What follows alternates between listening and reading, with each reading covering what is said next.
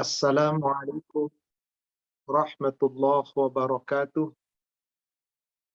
Innal hamdalillah nahmaduhu wa nasta'inuhu wa nastaghfiruh wa na'udzu billahi min syururi anfusina wa sayyiati a'malina.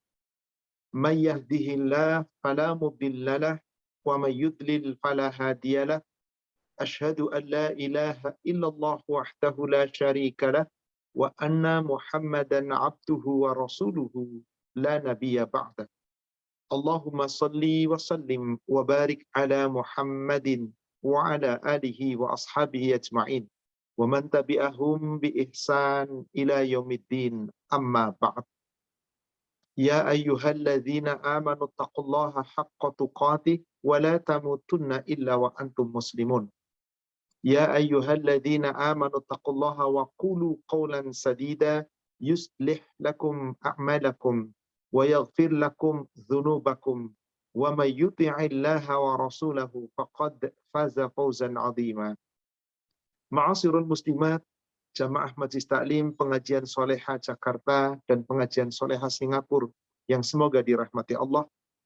Alhamdulillah, pada pagi hari ini Allah memperjumpakan kita di majelis yang mulia ini dalam rangka acara halal bihalal para jamaah pengajian yang sepanjang kita di bulan Ramadan terakhir perjumpaan dan di bulan Syawal kita berjumpa kembali meskipun ini sudah penghujung bulan Syawal. Ini sudah tanggal 30 Syawal. Tema yang kita angkat ada berhari raya. Tinggal 1 hari hari rayanya. Idul Fitrinya sudah berakhir di bulan Syawal. Tapi tidak mengapa, sebab ini insya Allah menjadi ilmu, menjadi bekal yang kita bisa pahami dan insya Allah kita bisa amalkan di dalam kehidupan kita sehari-hari. Salawat serta salam semoga terlimpahkan, tercurahkan kepada Nabi kita Rasulullah Muhammad SAW. Semoga tercurah kepada seluruh keluarga, sahabat dan seluruh pengikutnya hingga yaumil akhir. Ibu jamaah solehah yang semoga dirahmati Allah, adab berhari raya. Adab berhari raya sebetulnya setiap umat muslim wajib mengetahui adab ini. Karena ini adalah adab dalam rangka hablum minallah dan juga hablum minannas. Di mana pada hari raya disunahkan orang keluar ke tanah lapang dengan senantiasa bertakbir, terus mengucapkan takbir sepanjang perjalanan dari rumah sampai menuju ke tempat sholat, dan seterusnya. Kemudian sholat berjamaah bersama imam, kemudian mendengarkan khutbah sampai selesai. Nah, setelah itu adabnya tidak mengapa atau diperbolehkan seseorang saling mengucapkan selamat. Maka salah satu adab yang pertama kita akan bahas tentang ucapan hari raya yang sesuai sunnah. Tidak ada keterangan yang qat'i dari Nabi SAW, dalil yang pasti yang wajib dilaksanakan dari Nabi SAW, tetapi boleh seseorang mengucapkan sesuatu ucapan apabila memang tujuannya dalam rangka kita merayakan Aid, hari raya yang betul-betul berulang setiap tahun. Bisa di hari raya Idul Fitr, bisa di hari raya Idul Adha. Yang perlu kita ketahui, saudaraku seiman, bahwasanya telah terdapat berbagai riwayat dari beberapa sahabat radhiyallahu anhum. Mereka para sahabat bahwasanya biasa mengucapkan selamat di hari raya. Di antara mereka dengan ucapan-ucapan yang salah mafhum. Taqabbalallahu minna wa minkum. Semoga Allah mengabulkan amal ibadah kami dan kamu semua. Maka orang yang mendengar dengan ucapan yang serupa, cukup dengan kalimat tambahan, taqabbal ya karim, atau boleh mengulangi dengan serupa pula, taqabbalallahu minna wa minkum, lalu kemudian ucapkan dengan doa, taqabbal ya karim, ya Allah yang maha mulia, kabulkanlah. Apa yang dikabulkan? Seluruh amal ibadah kita sepanjang Ramadan. Perlukah merinci? Siyamana, wa sholatana, wa ruku'ana, wa sujudana, wa ta'abudana, wa tarawehana, dan seterusnya?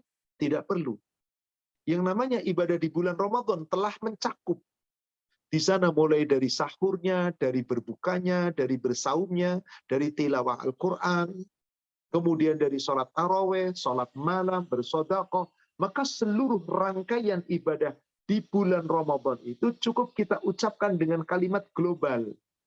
Taqabbalallahu minna wa minkum. taqabbal ya karim. Inilah ucapan yang biasa diucapkan oleh para sahabat. Meskipun ini tidak diperintahkan oleh Rasul secara langsung. Tapi Rasulullah SAW membiarkan itu. Artinya apa? Takrir daripada Rasulullah. Diamnya Rasulullah terhadap perbuatan para sahabat yang Rasul tidak melarang, Rasul tidak menyuruh. Maka perbuatan seperti ini menjadi jaiz, boleh, halal, tidak mengapa. Kenapa? Karena memang ini dilakukan oleh para sahabat. Jubair bin Nufair, ia berkata bahwasanya jika para sahabat Rasulullah SAW berjumpa di hari raya Idul Fitri atau Idul Adha, maka satu sama lain saling mendoakan, taqabbalallahu minna wa minka. Tidak dengan kum. Kenapa? Berjumpanya satu dengan satu. Satu, taqabbalallahu minna wa minka. Taqabbalallahu minna wa minka. Tapi tidak mengapa kita ganti dengan kum. Karena ka dengan kum maksudnya adalah sama. Domir ka adalah kamu, kum adalah kamu semua. Maka saat itu sesungguhnya kita sedang mendoakan kamu yang ada di depan kita, saudara kita muslim, dan semua umat muslim yang betul-betul menjalankan ibadah di bulan Ramadan, kita sama-sama doakan. Semoga Allah menerima amalan ibadahku dan juga amalan ibadahmu. Al-Hafiz Ibnu Hajar Asqalani bahwasanya mengatakan ini adalah hadis yang hasan. Asar dari para sahabat yang hasan. Artinya boleh dilakukan. Meskipun tidak dilakukan oleh Nabi dan diperintah oleh Nabi. Imam Ahmad bin Hanbal mengatakan, mengomentari tentang doa ini, wala ba'sa ayyakula rajul lirajil yaumal aid. Tidak mengapa seorang mengucapkan kalimat doa antara seorang laki-laki dengan laki-laki yang lain atau wanita dengan yang lain dalam hal salat aid, setelah selesai salat aid. Baik itu Idul Fitri maupun Idul Adha. Dengan ucapan taqabbalallahu minna wa minkum. Dan hadis ini, riwayat ini cukup mutawatir dan banyak sahabat yang menyampaikan. Seorang ulama seperti Had mengatakan, Imam Ahmad merah ditanya. Imam Ahmad ditanya oleh muridnya, wahai Tuan Guru, apa yang diucapkan oleh kita pada hari raya Idul Fitri dan Idul Adha? Maka Imam Ahmad mengajarkan, bacalah doa, taqabbalallahu minna wa minkum. Bacalah itu, taqabbalallahu minna wa minkum, atau taqabbal minka wa minkum, minni wa minka. Silahkan, tidak mengapa, la ba's insyaallah. Artinya kita boleh mengucapkan itu. Hanya Imam Asy-Syafi'i berkata, adapun aku tidak mengucapkan lebih dulu, tapi apabila aku diucapkan, maka aku menjawab. Nah, ini adabnya seorang ulama, tidak memulai untuk mengucapkan kecuali ketika diucapkan, karena Rasul tidak memulainya itu. Tapi tidak mengapa, siapa yang lebih dulu mengatakan silahkan. Prinsipnya adalah orang yang pertama kali menegur mengucapkan salam itu lebih baik daripada yang menjawab salam. Bukankah salam itu pun doa? Assalamualaikum warahmatullahi wabarakatuh. Bukankah taqabbalallahu minna wa minkum juga doa? Intinya dalam hal ini, apakah Anda memulai duluan? Apakah Anda dimulai, kemudian menjawab? Jangan terjadi perselisihan. Imam Asy-Syafi'i beliau berpendapat, aku tidak memulai, tapi apabila aku diucapkan, maka akan mendoakan dengan doa yang sama, bahkan dengan doa yang lain. Banyak kalimat-kalimat yang bisa diucapkan pada hari raya itu, atau sebelum hari raya. Timbul perselisihan di kalangan para ulama sekarang ini. Bolehkah mengucapkan selamat hari raya? Tentu dalam bahasa Arab boleh, dalam bahasa Indonesia boleh. Yang diucapkan sebelum hari raya, contoh, sekarang ini tanggal 30 Ramadan, hari raya besok. Sekarang 30 Ramadan, hari raya besok. Berarti sekarang masih Ramadan, belum hari raya. Maka telah sepakat ulama, jika sekarang diucapkan selamat hari raya, tidak bisa. Karena maknanya saja sudah tidak cocok. Bagaimana ucapan selamat hari raya sedangkan sekarang masih Ramadan? Kecuali kalau diucapkan sudah memasuki tanggal 1. Ingat, tanggal 1 Syawal itu bertepatan dengan terbenam matahari. Maka tidak mengapa jika telah berbuka memasuki waktu maghrib, berarti saat itu sedata 1 Syawal, seseorang mengucapkan dengan doa, karena sudah berakhir Ramadan. Dengan berbukanya kita puasa di hari akhir Ramadan, berarti sudah selesai. Sudah, semoga meraih kemenangan. Semoga mendapatkan ampunan. Lalu dengan doa tadi, taqabbalallahu minna wa minkum. Selamat hari raya. Ya, karena itu sudah 1 Syawal. Ingat, Aid itu 1 Syawal. Maka apabila diucapkannya sebelum menutup Ramadan, maka itu tidak bisa. Dan aneh kalau mau diucapkan. Selamat Hari Raya Idul Fitri. Lah, Idul Fitrinya nanti, tanggal 1. Sekarang baru tanggal berapa? Berbeda dengan kalimat, selamat kita akan menyambut hari raya. Akan menyambut, berarti memang belum tiba hari raya, tapi kita akan sambut hari raya. Maka itu tidak boleh, itu dalam hal ucapan. Tapi mari, jangan kita mengucapkan sesuatu yang belum terjadi. Contoh, mohon maaf. Ibu punya cucu, punya anak. Anak ibu sedang dalam keadaan hamil besar. Dan sudah saatnya melahirkan. Sudah dibawa ke rumah sakit. Kata dokter sudah bukaan sekian. Ada orang datang, selamat atas kelahiran cucu Anda. Belum lahir. Kira-kira gimana ibu ngomong? Belum bu, masih di rumah sakit. Masih proses. Tolong doakan semoga proses persalinannya lancar. Kapan seseorang dikatakan selamat atas kelahiran putra Anda, cucu Anda, dan seterusnya, lalu kita doakan dengan macam-macam doa yang telah dicontohkan Rasul? Kalau sudah lahir, begitu lahir, nggak masalah.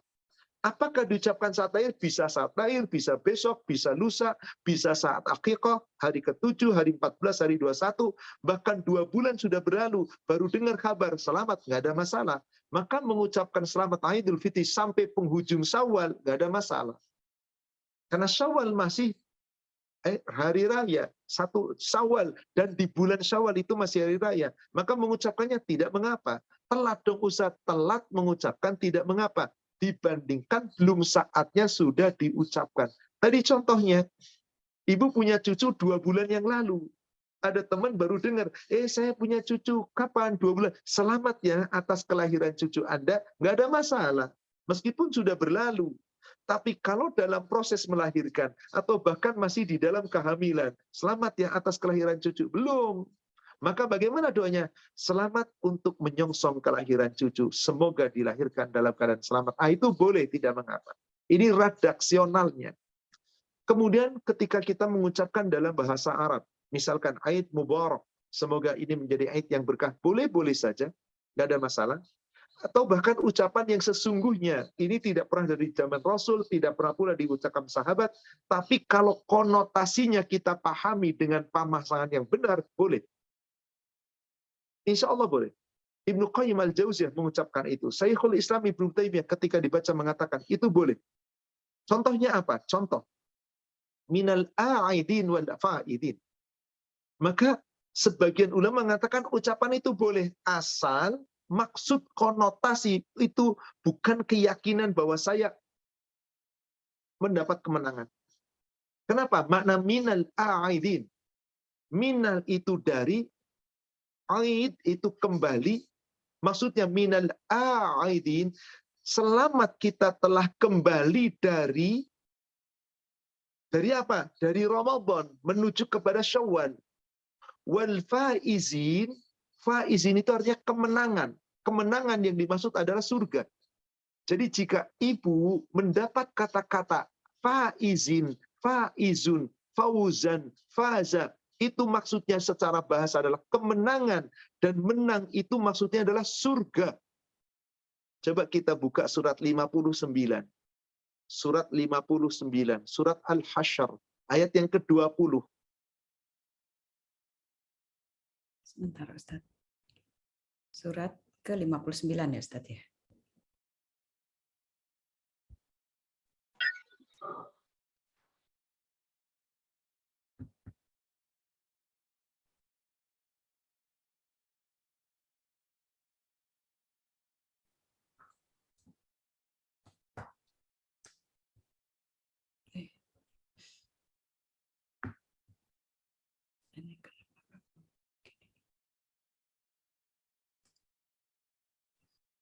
Lima 50 ya Ustaz.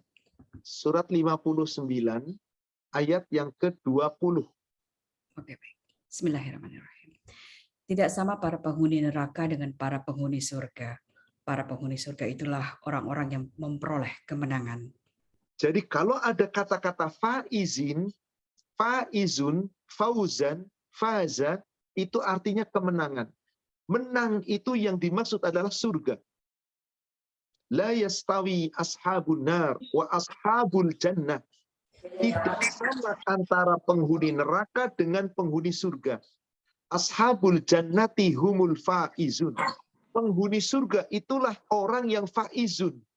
Jadi kalau ada orang mengatakan minal a'idin wal faizin, maksudnya adalah kami telah kembali dari bulan Ramadan dan sekarang menemui Syawal, menuju kepada kemenangan, itu merupakan doa kita halal.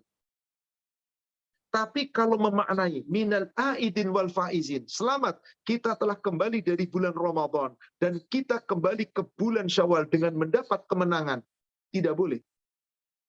Karena seakan-akan apa? Kita mengakui sudah pasti melalui Ramadan kita masuk surga. Karena faizin adalah surga. Maka konotasi itu seperti apa yang kita pahami?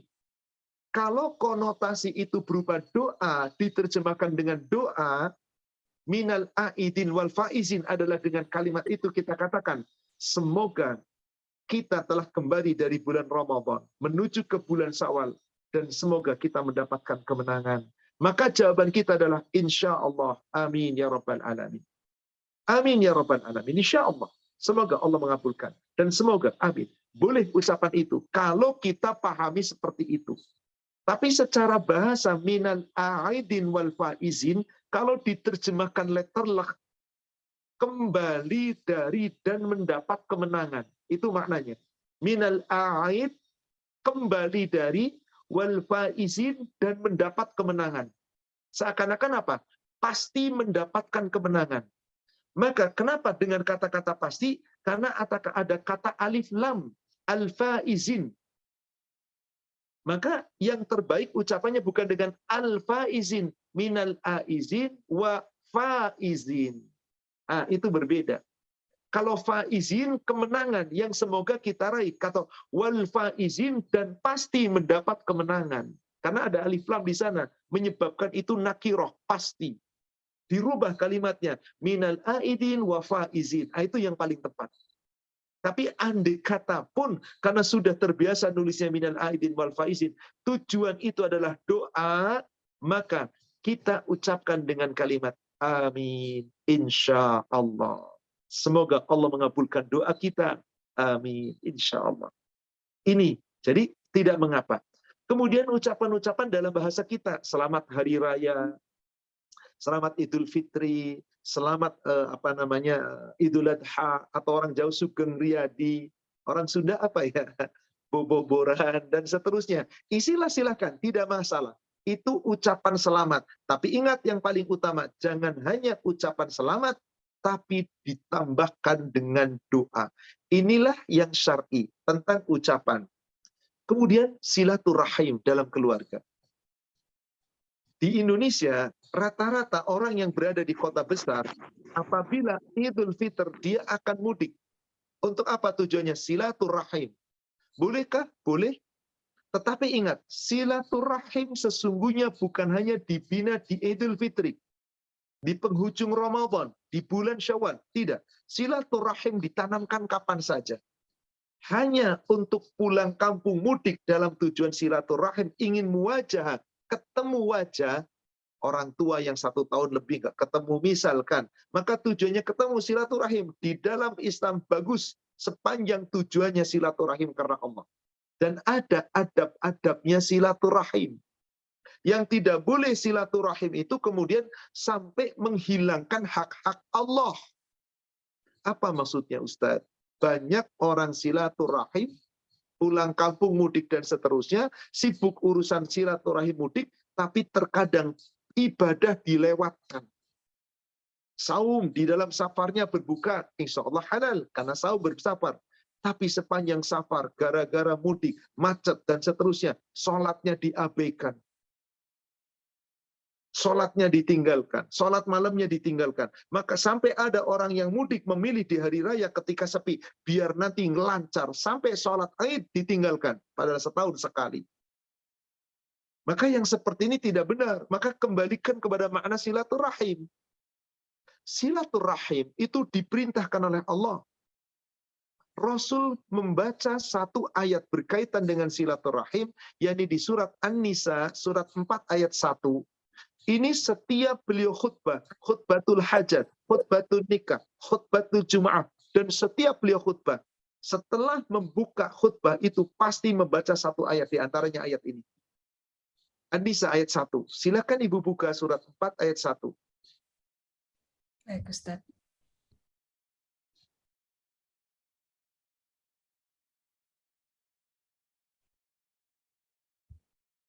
Bismillahirrahmanirrahim.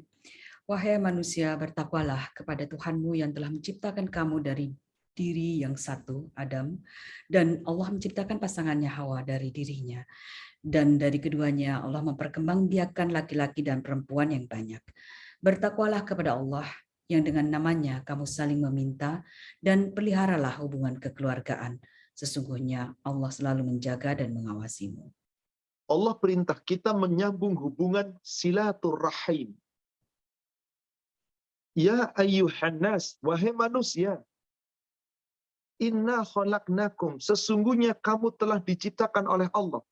Wattaqu rabbakum, bertakwalah kamu kepada Rabbmu. Alladzi khalaqakum min nafsi wahidah, yang telah menciptakanmu dari seorang diri yang satu. Wa khalaqna minha zaujaha, dari satu itu Allah ciptakan pasangannya. Pertama yang diciptakan adalah Adam. Dari Adam Allah ciptakan Hawa, dan ini diciptakan langsung tanpa proses kehamilan. Langsung jadi kun fayakun. Kemudian setelah Allah ciptakan kita yang asalnya dari Adam, lalu diciptakan istrinya, maka Allah katakan, diciptakanlah dari keduanya, wa khalaqa minhuma rijalan katsiran wa nisaa. Allah ciptakan laki-laki dan wanita yang sangat banyak. Seluruh dunia ini asalnya cuma dari dua, Adam dan Hawa. Wattaqullah, maka bertakwalah kamu kepada Allah, alladzi tasaaluna bihi wal arham, yang dengan menyebut namanya kalian saling meminta satu sama lain, dan selalu meminta dengan menyebut nama Allah. Maka sambung silaturahim, sambung hubungan kekeluargaan. Innallaha kana 'alaikum raqiba, sesungguhnya Allah betul-betul atas kalian maha mengawasi. Di ayat ini ada perintah silaturahim. Allah perintahkan silaturahim. Jangan memutus silaturahim. Karena orang yang suka memutus silaturahim dibenci oleh Allah. Sampai-sampai ada ancaman, la yadkhulul jannah, tidak akan masuk surga. Ibu lihat hadis nomor 1501 Bulughul Maram.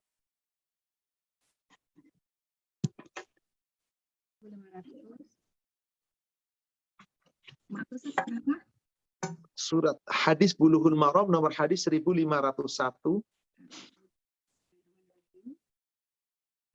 Dari Zubair bin Mut'im radhiyallahu anhu, dia berkata, Rasulullah SAW bersabda, tidak masuk surga orang yang memutuskan, yakni tali silaturahim. Subhanallah. Enggak masuk surga, ini ancaman. La yadkhulul jannata man kana qati', yakni qati'ur rahim. Enggak masuk surga orang yang memutus, yakni memutus silaturahim. Maka silaturahim terdiri dari dua kata, silah dan ar-rahim. Silah secara bahasa artinya menyambung, sesuatu yang putus disambung, atau dipererat, dipertemukan, menghubungkan, ada beberapa makna. Intinya menghubungkan, sesuatu yang terputus disambung, dihubungkan. Itulah silah namanya. Kemudian ar-rahim. Rahim itu adalah rahim tempat seorang wanita di mana di situ janin berkembang. Jadi apa makna silaturahim? Menyambung, mempertemukan, menjadikan sesuatu yang terputus dipersatukan. Karena begitu dari rahim sudah putus. Diputus sudah dari kehamilan itu, lahir ke dunia, maka berserakan, bercerai-berai, maka dipersatukan dalam silaturahim, menyambung sesuatu yang terputus dalam satu rahim. Berarti makna yang paling tepat silaturahim secara akidah bahasa syariat adalah menyambung hubungan yang berasal dari satu rahim. Itu makna silaturahim yang dijamin oleh Allah melalui Rasulnya. Siapa yang ingin diberikan oleh Allah kebaikan-kebaikan, kelapangan-kelapangan, maka hendaklah selalu menyambung silaturahim. Karena dengan silaturahim disambung, insya Allah Allah ridho. Keluarga dengan keluarga yang memiliki hubungan darah disambung, Allah ridho. Ustaz, bagaimana yang tidak memiliki hubungan darah? Sesungguhnya secara makna bahasa syariah bukan silaturahim, tapi menjadi sila ukhuwah. Yani menyambung persaudaraan, terutama sesama muslim. Karena Allah katakan, innamal mu'min ihwah. Sesungguhnya sesama muslim, sesama mukmin bersaudara. Maka kalau itu bukan satu rahim, namanya silu ukhuwah. Sila ukhuwah. Tapi ini menjadi kata yang sesungguhnya janggal. Kenapa? Dalam telinga kita nggak terbiasa. Maka kalau di dalam Kamus Besar Bahasa Indonesia didapatkan kata silaturahim di dalam bahasa Arab diterjemahkan menjadi silaturahmi. Silaturahmi. Bukan yang benar kalau kaidah bahasa Arab silu arham. Berarti silaturahim. Silah al-arham. Silaturahim. Itu yang paling benar. Karena rahim, bukan rahmi. Bukan rahim yang benar. Tapi apapun, dalam bahasa Indonesia, silaturahmi artinya menyambung hubungan persaudaraan. Jadi tidak hanya konotasi untuk umat Islam saja, untuk orang yang satu rahim, tapi seluruh umat Islam dipersatukan dalam persaudaraan. Karena walau bagaimanapun, tetap kita umat Islam dan semua manusia di muka bumi, sesungguhnya asalnya dari satu rahim. Hawa pada asalnya sama. Sebagaimana Allah firmankan di surat 49 ayat 13. Surat 49 ayat 13.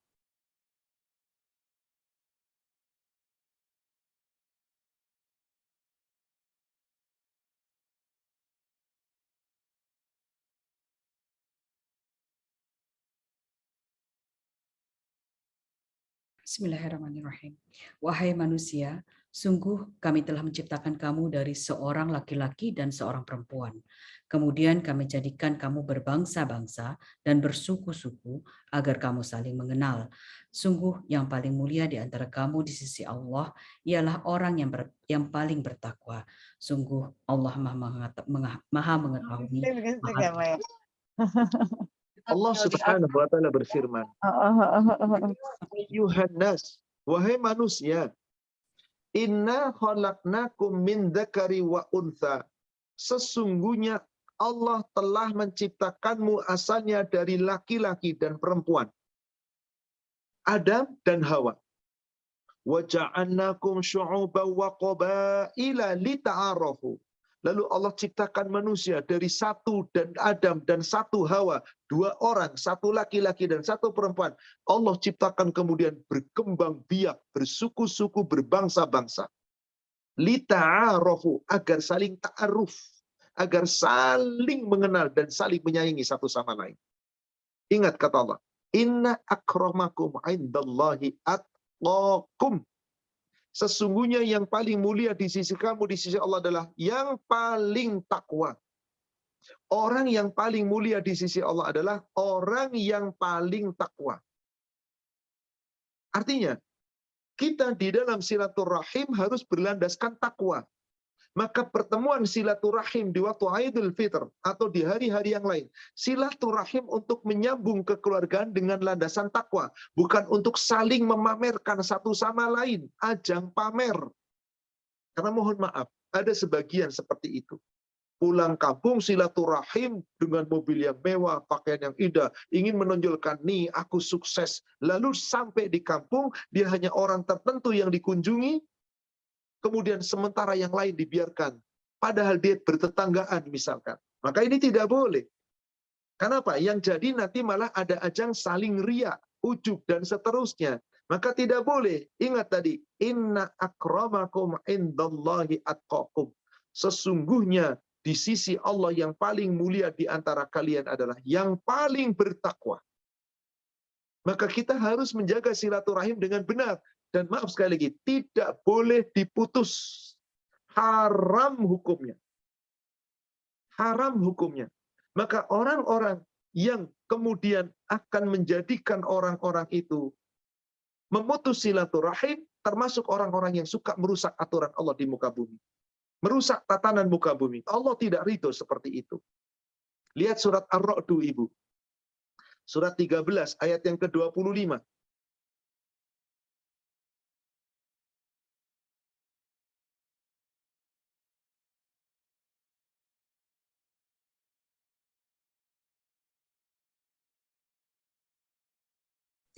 Ustaz ya. Bismillah. Perumpamaan surga yang dijanjikan kepada orang yang bertakwa. Suratnya Ar-Ra'd. Sorry. Surat 13. Surat 13 kan Ustaz? Ya. Ayat ke-25. Bismillahirrahmanirrahim.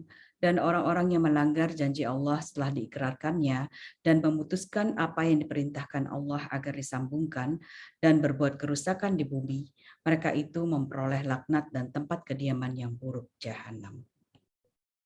Na'udzubillah. Memutus silaturahim itu termasuk merusak aturan Allah di muka bumi. Berarti telah merusak janjinya dengan Allah, di mana Allah perintahkan menyambung silaturahim, lalu memutus. Maka orang itu dilaknat oleh Allah. Walladzina yanquduna ahdallah min ba'di mitsaqih. Dan orang-orang yang memutuskan perjanjian dengan Allah, merusak perjanjian dengan Allah, setelah janji itu diikrarkan, diteguhkan dengan kalimat syahadat, la ilaha illallah. Allah perintahkan setiap orang beriman sambung silaturahim, tapi diputus. Wa yaqta'una ma amarallah, dan mereka memutuskan apa-apa yang diperintahkan oleh Allah. Bihi, itu, yakni untuk menyambung itu. Ayyusala, yakni untuk menyambung silaturahim. Wa yufsiduna fil ardh, sehingga mereka sesungguhnya membuat kerusakan di muka bumi.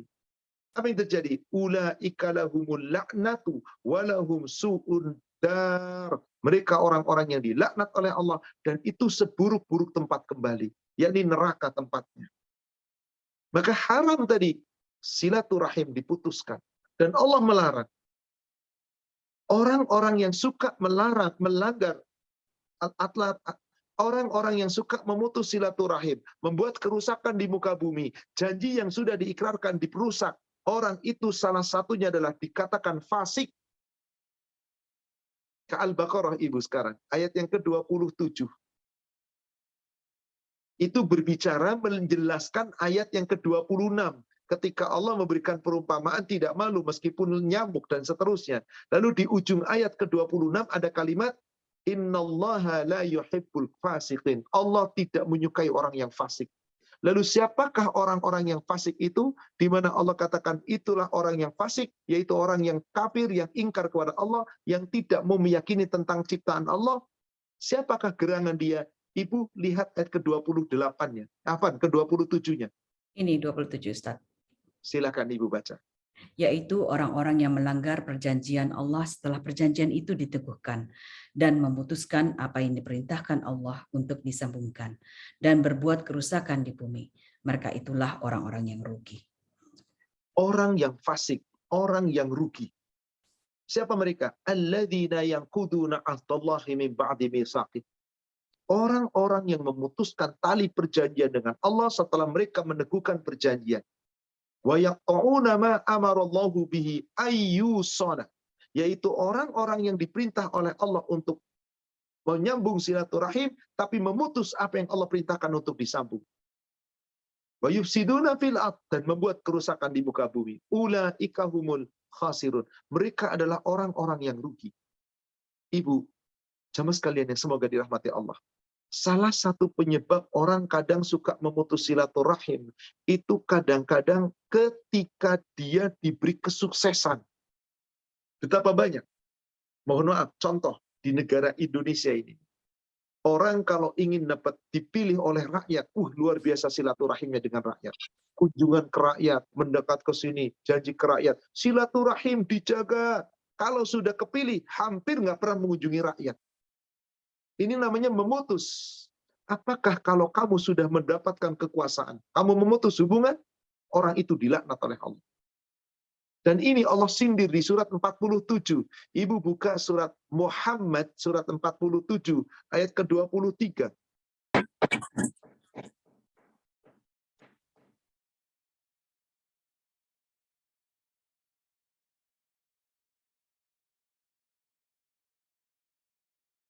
Ayat 23.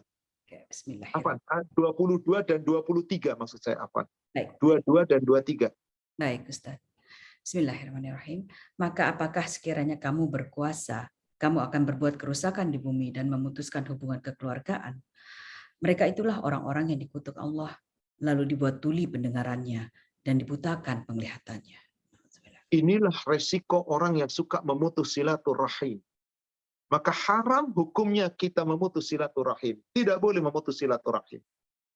Ajang menyambung silaturahim bagus di Idul Fitri. Sambung dengan ikhlas. Jangan hanya ketemu muka, lisan mengucapkan, tapi hatinya tidak bersatu. Tidak saling mendoakan, tidak saling memaafkan. Karena banyak lip service. Ketemu di Idul Fitri, mulut mengatakan, minal aidin, mohon maaf lahir batin, maafin ya, di mulut. Tapi hatinya tidak pernah memaafkan. Allah Maha tahu.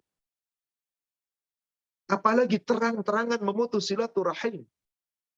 Allah menyindir orang-orang yang memutus silaturahim. Fahal asaitum in tawallaitum an tufsidu fil ard, maka apakah kalau kamu sudah punya kekuasaan lebih tinggi dari orang lain, punya kedudukan lebih mulia dari orang lain, punya kehormatan yang seakan-akan Anda terhormat di hadapan orang lain, apakah Anda akan membuat kerusakan di muka bumi? Wa tuqatti'u arhamakum, apa kamu akan memutus rahimmu, akan memutus silaturahim, hubungan kekeluargaan? Kalau ada orang seperti itu, karena kekayaan dunia yang dimiliki, tiba-tiba dia memutus hubungan silaturahim, ulaika alladzina la'anahumullah. Mereka itu yang dilaknat oleh Allah. Dilaknat oleh Allah. Fa'asammahu wa'akma absarum. Dijadikan seakan-akan orang yang tuli tidak mendengar, dan dijadikan seperti orang yang buta, tidak bisa melihat. Maka mari jaga silaturahim, tapi dengan silaturahim yang benar, yang ikhlas. Mempersatukan hubungan keluarga dengan saling memperhatikan hak-hak mereka. Apabila kita kemudian ingin membantu, bantulah orang-orang yang memang tidak mampu di antara kita. Maka orang yang senantiasa menghubungkan silaturahim, Allah mudahkan dalam urusan dunianya, seakan-akan dipanjangkan umurnya, dimudahkan rizkinya, dilapangkan rizkinya. Allah berjanji itu melalui Rasul. Lihat Bulughul Maram nomor hadis 1500. Bismillahirrahmanirrahim. Dari Abu Hurairah radhiyallahu anhu, dia berkata, Rasulullah SAW bersabda, barang siapa yang ingin dilapangkan rizkinya dan dipanjangkan umurnya, maka sambunglah tali silaturahim. Man ahabba. Dalam lafaz tadi dengan man yasyara. Man ahabba, barang siapa yang cinta, yang suka. Man yasyara, barang siapa yang ingin, yang suka. Maknanya sama saja. Hanya penegasan dengan kalimat yang lebih tegas, ahabba. Kamu betul-betul cinta dan ingin. Ayyubsata alaihi rizqah. Supaya Allah melapangkan rizki baginya. Wa ayyunsa'alahu fi atharihi. Dan Allah memberikan kelapangan, panjang di dalam umurnya. Maksudnya panjang umur di sini bukan nambah umur, bukan. Tapi umur yang dirasakan itu nikmat, lapang, panjang, seakan-akan penuh dengan kenikmatan. Karena orang-orang yang tidak silaturahim seperti pendek, karena nggak bisa kenal satu sama lain. Hidupnya terasing, hidupnya seakan-akan susah. Tapi dengan silaturahim bisa ketemu dengan siapapun, baik dengan siapapun, nikmat. Itu yang dikatakan yunsa fi asarihi. Yunsa diberikan lapang, diberikan kemudahan, diberikan panjang, asarihi dalam urusannya, sepanjang umurnya. Bukan nambah umur seperti kebanyakan pemahaman. Kalau kamu rajin silaturahim, tadinya umurmu 70 jadi 80. Yang seperti ini tidak benar. Nggak ada kalimat yang seperti itu pemahamannya.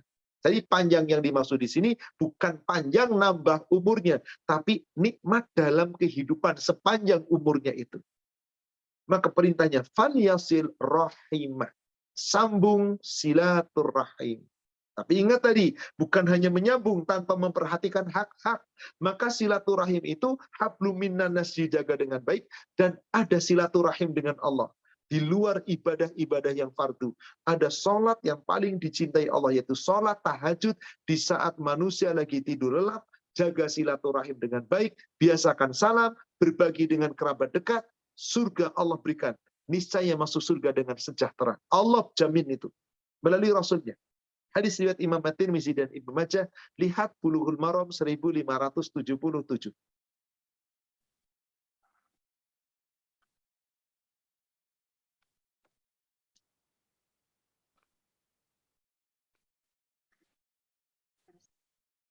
Teh Julia. Sebentar. Lagi dibuka. Baik. Bismillahirrahmanirrahim. Dari Abdullah bin Salam radhiyallahu anhu, dia berkata, Rasulullah SAW bersabda, wahai manusia, sebarkan salam, sambung silaturahim, berikan makan, sholatlah di waktu malam ketika orang-orang terlelap tidur. Niscaya kalian akan masuk surga dengan sejahtera. Subhanallah, luar biasa. Abdullah bin Salam, dulunya seorang Yahudi, begitu benci dengan Nabi Muhammad SAW, begitu benci dengan Islam. Kenapa sampai masuk Islam? Karena kepincut dengan akhlaknya Rasul yang tidak membeda-bedakan dalam pergaulan. Rasul bersilaturahim dengan siapa saja. Orang kaya, orang miskin, orang terkenal, dengan siapapun. Bahkan Rasul lebih sering dekat dengan orang-orang miskin. Maka lihat kerendahan hati Rasulullah, budi pekerti Rasulullah, pemaafnya Rasulullah, bagaimana menyambung yang tidak didapati oleh Abdullah bin Salam di kalangan para pembesar dan rahib Yahudi. Akhirnya masuk Islam. Dia mendengar Nabi SAW bersabda, Ya ayyuhan nas, afshus salam, wasilul arham, wa at'imut ta'am, wa sallu bil-lail wan nasu niyam. Hai manusia, hendaklah kamu senantiasa menyebarkan ucapan salam. Karena orang yang terputus silaturahim gak bakal mau ngucapin salam. Pasti mukanya melengos, pasti mukanya berpaling, gak mau salam. Tapi perintahnya afsus salam, sambung silaturahim. Karena dengan memulai salam, insya Allah akan menyambung silaturahim. Maka berikutnya wasilul arham, sambung silaturahim. Dan di saat Anda silaturahim, ada keluarga-keluarga yang kurang mampu, orang-orang dari saudara kita yang kurang mampu, at'imut ta'am, beri makan. Di sini seakan-akan berikan hadiah kepada mereka. Maka bolehkah saling memberi hadiah di bulan Ramadan, di satu Syawal, di bulan Idul Fitri? Halal, boleh. Ngasih uang pas Lebaran halal. Kalau istilahnya itu ada angpau, nggak apa-apa. Anak-anak kita, saudara kita, kasih angpau. Yang nggak mampu, kasih. Itu bagian apa? Bagian saling at'imut ta'am, memberikan makanan, seakan-akan memberikan hadiah. Orang-orang yang tidak mampu, kita kasih hadiah, kayak apa rasanya? Maka bagaimana cara mempererat kasih sayang, cara mempererat hubungan kekeluargaan, cara saling menyayangi satu sama lain? Satu-satu cara di antara cara-cara yang lain, silaturahim, hadiah. Memberikan uang itu kan namanya hadiah. Asal cara mendapatkannya yang halal. Dan ketika mau menukar juga dengan tukar yang halal. Mohon maaf. Di negara saya di Jakarta ini, nggak jauh dari tempat saya rumahnya di daerah Bekasi, kalau keluar jalan raya itu sepanjang jalan raya Kalimalang, itu dari mulai ujung sampai ujung, mungkin ada sekitar 100 barangkali, yang menjajakan uang receh, uang baru, ditukar dengan uang besar dengan recehan kecil. Tapi ternyata ada ongkos lebih. Nukar 100.000 selembar, pengen ditukar dengan 10 ribuan, maka dipotong 5.000. Dapatnya 95.000. Kalau nukerinya 20.000, maka sama dipotong 5.000. Kalau nukerinya 5 ribuan, maka dipotongnya 10.000. Kalau nukernya recehan 100 ribuan dengan 1.000-an, sekian lembar dipotongnya 15.000. Jadi ngambil untung. Seakan-akan apa? Uang dijual dengan uang, haram, riba. Tujuannya ngasih hadiah, tapi caranya riba, dosa Anda. Adapun saling memberikan hadiah, ini motivasi yang diperintah Rasul. Halal dalam Lebaran. Ngasih amplop, apa namanya, angpau, halal. Bagus, asal tata caranya tadi. Kalau mau ngasih uang bagus, carilah dengan cara yang halal. Jangan menukar kemudian nilai sekian dipotong. Coba kita buka hadisnya. Bulughul Maram 965 dan 966. Ibu dua hadis ini baca sekaligus.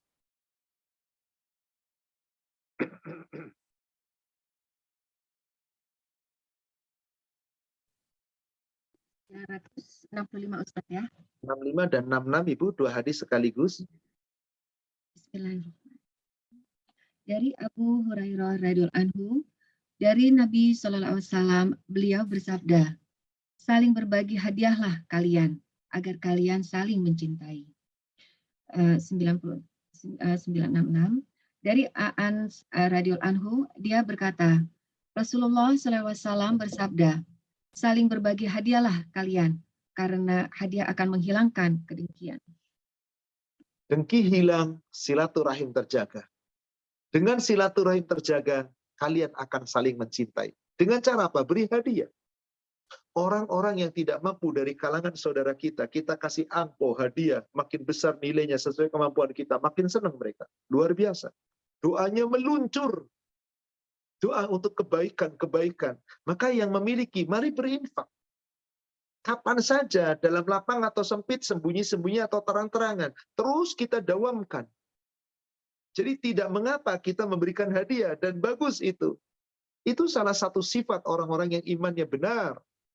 Memberikan hadiah, dan maaf, di dalam silaturahim tadi, yang Rasul janjikan tadi, di nomor 1577, tadkhulul jannata bisalam. Kalian masuk surga dengan selamat dan sejahtera. Asal di dalam silaturahim itu, ketika ada saling memaafkan, betul-betul ikhlas, nggak ada dendam. Orang-orang yang dulunya pernah menyakiti kita, maafkan. Maafkan. Kendalikan marah kita, ketemu peluk dan maafkan. Afina aninas. Maka itulah ciri orang takwa. Yang Allah firmankan di surat Ali Imran, surat 3, ayat 134. Apa ciri orang takwa di situ? Silakan Ibu baca. Surat 3, Ali Imran 134.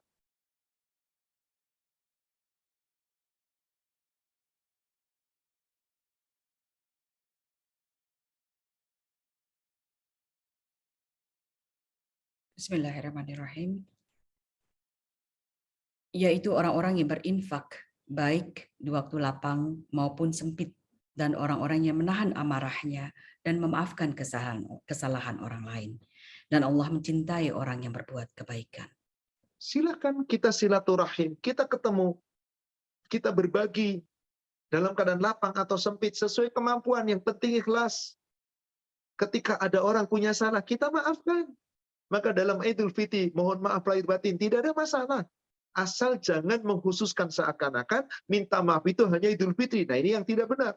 Tapi kalau sudah biasa saling memaafkan, ketemu di Idul Fitri, kita silaturahim pun mengatakan mohon maaf lahir batin. Yang penting bukan hanya diucapkan, tapi afina inanas sedih. Afina aninas. Maafkan kesalahan manusia sepenuh hati. Dengan berbagi. Maka tadi kata Rasulullah bagaimana? Tahadu, tahabu. Saling berhadiahlah kamu, nanti kamu saling mencintai. Dalam lafaz saya dikatakan tadi, tahadu fa innal hadiyata tasullus sahimah. Saling memberi hadiahlah, berikan hadiah.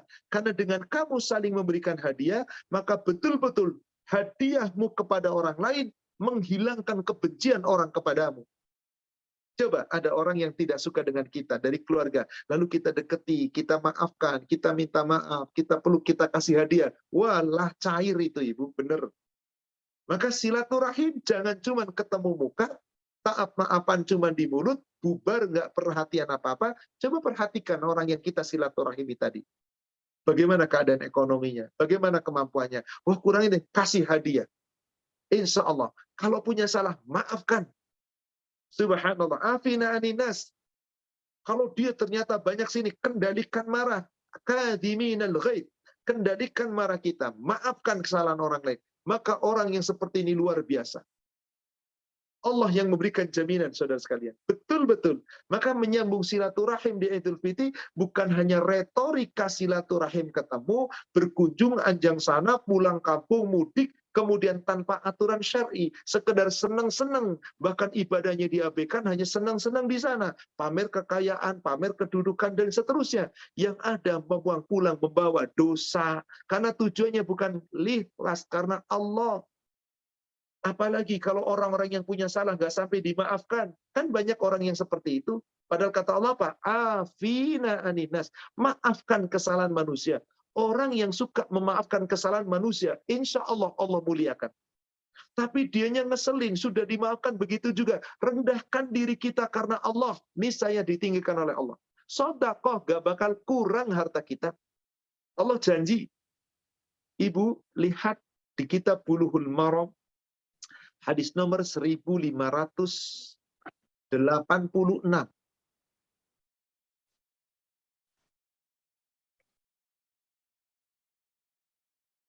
Apa? Bukan 8, 76, saya keliru. 1576. Bismillahirrahmanirrahim. Dari Abu Hurairah radhiyallahu anhu, dia berkata, Rasulullah SAW bersabda, sedekah tidaklah mengurangi harta, dan Allah tidak akan menambah kepada seseorang hamba yang suka memberi maaf kecuali kemuliaan. Dan tidaklah seseorang merendahkan diri karena Allah kecuali Allah Ta'ala akan meninggikannya. Subhanallah. Ini jaminan Ibu. Dan ini hadis sahih riwayat Imam Muslim dari Abu Hurairah. Mana qasad shadaqatun min malin. Ketika Anda bersilaturahim, Anda berbagi dengan sedekah. Banyak saudara yang kita bantu, banyak-banyak kita keluarkan sedekah. Nggak bakal berkurang harta Anda. Allah yang berikan jaminan. Mana qasad shadaqatun min malin. Sedekahmu tidak pernah akan mengurangi hartamu. Wa ma zadallahu bi afinillah izan. Tidaklah seseorang yang suka memaafkan kesalahan orang lain, insya Allah dikasih kemuliaan, dimuliakan oleh Allah. Wa ma tawaddu'a ahaduhum ilallah. Tidaklah seorang hamba tawaddu, merendahkan diri semata-mata karena Allah, illa rafa'ahu Allah Ta'ala. Niscaya Allah tinggikan derajatnya. Hartanya dilapangkan oleh Allah. Itulah tadi yang jaminan Rasul. Siapa yang menyambung silaturahim sudah dibaca tadi di hadis nomor 1500. Siapa yang ingin dipanjangkan, siapa yang ingin dimudahkan urusannya, siapa yang mau dilapangkan rizkinya, maka sambung silaturahim. Bukan cuma silaturahim di lisan, tapi tadi dengan harta kita keluar, lisan mengucapkan doa dengan baik, hati saling memaafkan dengan ikhlas. Insya Allah kalau silaturahim ini dijaga sesuai syariat, hartamu tidak akan mengurang, sedekahmu gak mengurangi hartamu, memaafkanmu itu adalah kemuliaan nanti dari Allah. Anda tetap rendah hati di hadapan manusia dan rendah diri semata-mata karena Allah, maka sesungguhnya Anda ditinggikan derajatnya oleh Allah. Masuk surga sejahtera. Inilah secara syar'i tentang silaturahim. Kemudian, salah satu acara yang biasa dilakukan di saat Idul Fitri adalah ziarah kubur. Boleh. Pada hakikatnya boleh, tapi maaf, jangan seakan-akan dijadikan menjadi kewajiban bahwa setiap Idul Fitri harus ziarah. Maka banyak orang memaksakan diri hanya untuk ziarah. Sampai urusan yang wajib diabaikan, ziarah didahulukan.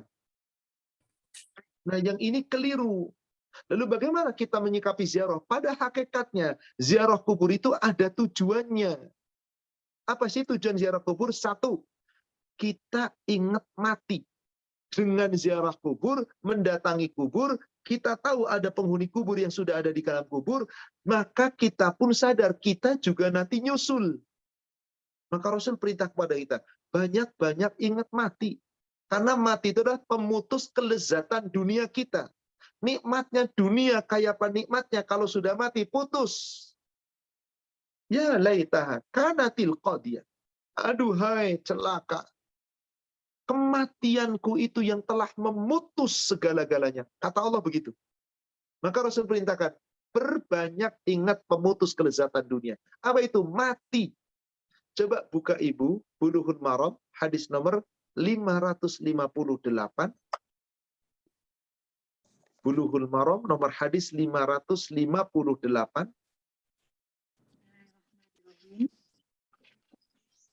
Dari Abu Hurairah radhiyallahu anhu, dia berkata, Rasulullah SAW bersabda, perbanyaklah mengingat pemutus kelezatan, yaitu kematian. Rasul perintah, aksiru, perbanyaklah zikra, mengingat hazimil lazzat, pemutus kelezatan dunia ini.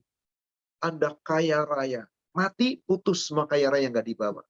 Anda sukses, hebat, tenaganya, wajahnya, tubuhnya indah, tubuhnya subah, sehat walafiat. Anda juga mati, sehatnya juga hilang, tubuhnya juga ditinggal, mati jadi bangkai. Anda punya kedudukan, punya pangkat jabatan, punya ilmu yang hebat, Anda mati juga tidak akan dibawa. Putus semua lezatnya dunia. Maka Rasul katakan, aksiru, perbanyaklah kamu mengingat. Zikra, dengan mengingat. Hadhimil lazzat, pemutus kelezatan dunia ini. Apa yang memutuskan kelezatan dunia? Al-maut, mati. Maka kalau sudah mati mau dibawa kemana? Harta kita mau dibawa kemana? Maka orang-orang yang ketika kematian itu menemputnya, kemudian dia sepanjang hidupnya tidak memiliki bekal yang cukup, pasti nyesel. Pasti nyesel. Ya laitaha kanatil qadiyah. Halaka anni sultania, dan seterusnya. Dia akan menyesal itu. Kenapa? Karena sadar bahwasanya sesungguhnya yang dia miliki itu tidak bermanfaat apapun, tidak bisa menolong apapun. Maka putus semuanya. Maka Allah perintahkan kepada kita untuk apa tadi? Senantiasa ingatlah kematian. Karena pemutus kelezatan dunia itu kematian. Kalau sudah mati, putus semua. Nggak ada lezatnya dunia. Sama sekali nggak ada lezatnya. Sama sekali. Coba Ibu lihat surat Al-Ahqaf. Al-Ahqaf. Al-Haqqah. Surat 69. Dari ayat ke-27. Surat Al-Haqqah, surat 69 dari ayat ke-27. Coba kita perhatikan. Sampai dengan ayat ke-29. Bismillahirrahmanirrahim. Wahai kiranya kematian itu yang menyudahi segala sesuatu. Hartaku sama sekali tidak berguna bagiku. Kekuasaanku telah hilang dariku. Betul apa betul Ibu ayat ini? Jelas. Lalu apa yang kita banggakan? Lalu bagaimana ada orang Idul Fitri hanya membangga-banggakan? Silaturahim ajangnya, tapi seakan-akan pamer. Halal bihalal, nanti saling membanggakan satu sama lain. Wih, begini, aku punya ini, kamu udah apa? Aku punya ini. Semua hanya pamer kekuasaan, pamer kekayaan, pamer kedudukan, aksesoris, dan seterusnya. Maka yang seperti itu nggak usah. Tapi kalau kita halal bihalal, sekedar nama halal bihalal, halal dengan halal, saling memaafkan. Tapi kita ikhlas, sudahlah, nama halal bihalal nggak pernah ada dalam Islam, nggak ada dalam syariat. Tapi di negara kita ada kata-kata itu, nggak masalah. Jangan dipertentangkan, yang penting tujuannya apa Anda. Tujuan kita silaturahim, bismillah, pokok tujuan itu, penamaan itu udah. Kalau perlu nggak usah pakai nama itu, nggak apa-apa. Mau ngapain kita? Mau silaturahim, insya Allah. Tapi kalau toh sudah kadung dikasih nama begitu, yang penting tujuannya apa? Ingat, silaturahim memutus kelezatan. Silaturahim mengingat kita bahwasanya kita pun nanti dengan sesama keluarga putus, gak akan dibawa. Perpisah. Ya laitaha kanatil qadiyah. Ma aghna anni maliya, halaka anni sultaniya. Aduhai kematianku yang telah memutus dan menyudahi segala-galanya. Ma'aghna anni maliya, semua harta yang aku miliki sudah gak ada gunanya. Gak akan dibawa. Halaka anni sultaniya, kekuasaan, kedudukan, pangkat jabatan yang diperebutkan di dunia ini lenyap, gak bisa menolong sedikit pun. Inilah saudara sekalian. Maka mari ziarah kubur itu salah satunya kata Rasulullah mengingat kelezatan dunia diputus dengan mati. Bahwa saya nanti gak akan selama-lamanya hidup di dunia. Hidup di dunia hanya sementara. Maka salah satunya caranya adalah ziarah kubur dengan tujuan ingat mati. Maka akhirnya apa? Diperbolehkan ziarah kubur, padahal dulu dilarang. Bahkan Rasul Shallallahu Alaihi Wasallam melaknat wanita-wanita yang ziarah kubur. Ibu coba buka Bulughul Maram 612.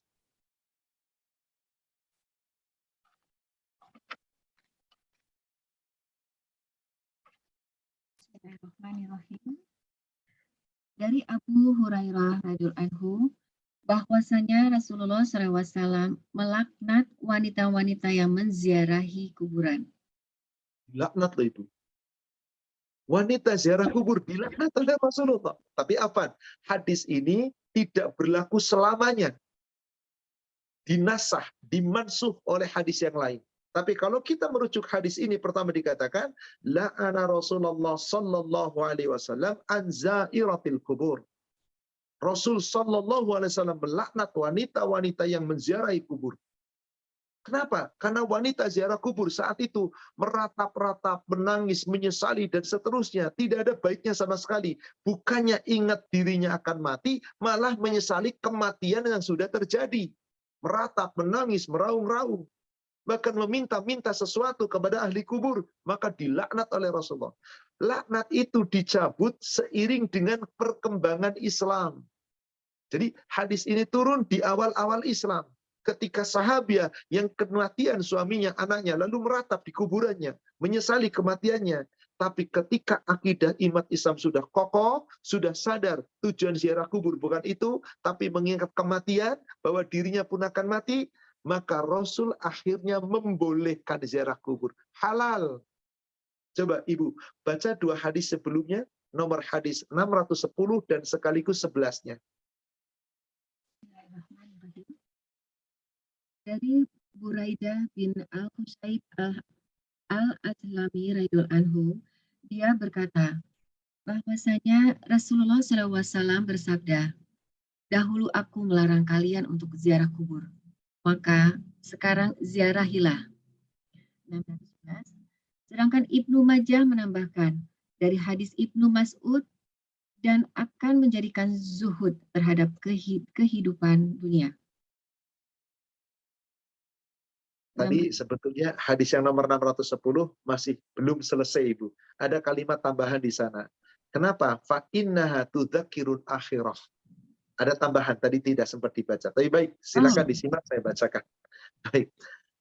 Di situ Rasulullah mengatakan begini, Buraidah Al-Aslami. Jadi di sini mengatakan, Buraidah bin Al-Husayb Al-Aslami berkata, kunna nahaitukum an ziyaratil kubur. Dahulu kami larang kalian, wahai para wanita ziarah kubur. Kalau laki-laki nggak dilarang. Wanita-wanita ini karena banyak meratap. Dahulu, berarti dahulu ini kisahnya Rasulullah. Dulu pernah aku larang. Fazuruha, sekarang boleh kamu ziarahi. Silakan. Fazuruha, sekarang boleh ziarahi. Hadis ini sahih riwayat Imam Muslim, zada, dan ditambahkan At-Tirmidzi oleh Imam At-Tirmidzi. Apa sih salah satu fungsi dari ziarah kubur? Fa innaha tudzakirul akhirah. Dengan kamu ziarah kubur, kamu ingat akan kematian dan akan hari akhir. Nanti kamu ketemu dengan penghuni kubur di hari akhir. Tetapi kamu harus mengalami proses dulu di kubur. Dan bagaimana nanti pertanggungjawaban di hari akhir.